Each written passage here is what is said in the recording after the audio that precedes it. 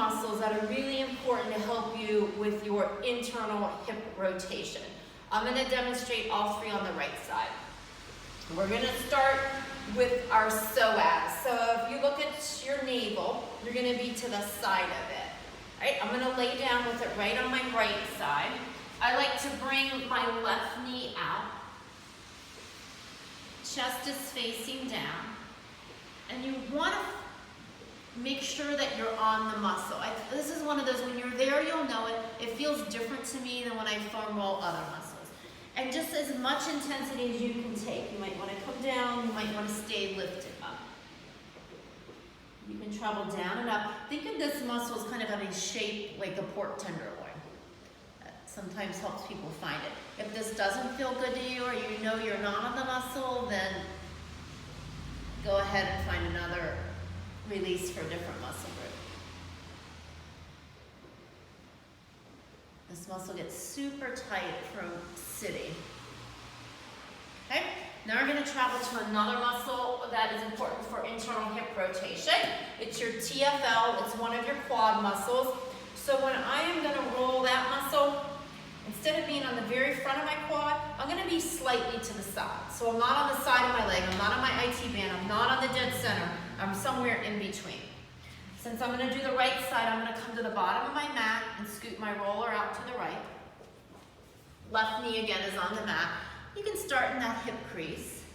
And I'm going to slowly army crawl myself forward. The roller's coming towards the knee, but never over it. And you'll go ahead and travel slow passes. Do that 3 times. Once you do that, return to one of your tight areas.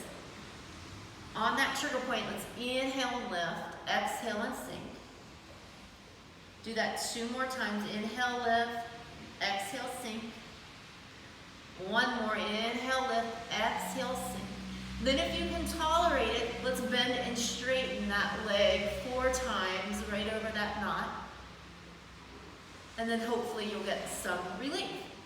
Now we're going to move on to a third area that's important for your internal hip rotation, and that's glute med. You can use the roller, but I prefer the orb ball with this. So anatomically, if this is your hip pointer, we're going to travel behind it and maybe a little bit higher to find the glute med. Since I'm working on my right one, I'm going to lie on my right side. Right leg extended, left leg is kickstand. I'll place the orb ball or the roller there. Right away, I want to tense my right leg because I'm tight. Try to let the right leg be dead weight. I'm just melting into a trigger point.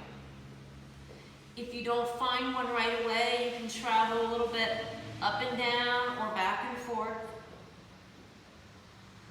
And there's 2 methods I like here.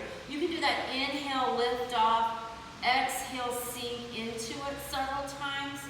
Or you can mix it up by spanning over that muscle. So right now my hips are stacked, one on top of each other.